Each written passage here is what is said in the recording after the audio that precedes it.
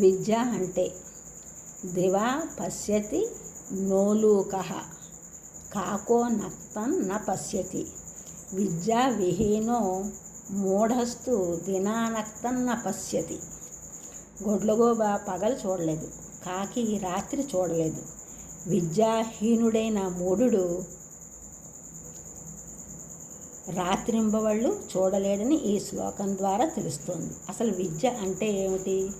హృదయ శాంతికి, సంఘ శాంతికి ఏది కారణమో అదే విద్య.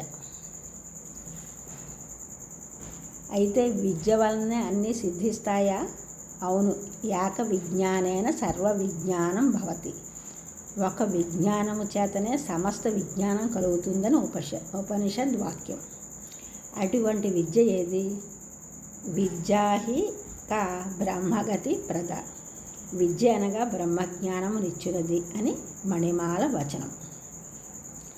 అందుచేతనే ద్వే విద్యే వేదితవ్యే పరాచైవ పరాచ. పర అపరములు అనగా విద్య రెండు విధములుగా మండూకోపనిషత్తు వచనం. అందులో అపర విద్య వలన లౌకిక సుఖాలు లభిస్తాయి.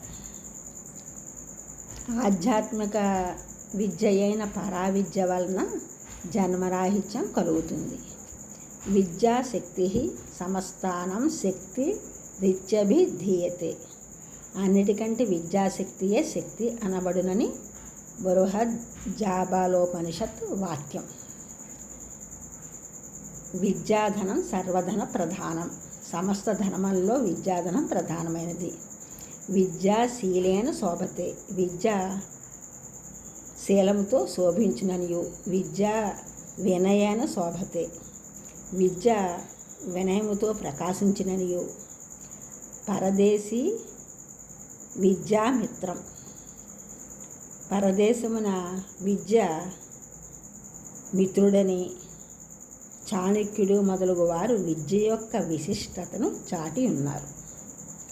ఈ ఛానల్ చూసిన వాళ్ళందరూ కూడా సబ్స్క్రైబ్ చేయండి, షేర్ చేయండి, లైక్ చేయండి, కామెంట్ చేయండి. సబ్స్క్రైబ్ చేసిన వాళ్ళందరూ కూడా కృతజ్ఞతలు. షేర్ చేసిన వారు, లైక్ చేసిన వారు, కామెంట్ చేసిన అందరికీ కూడా ధన్యవాదములు.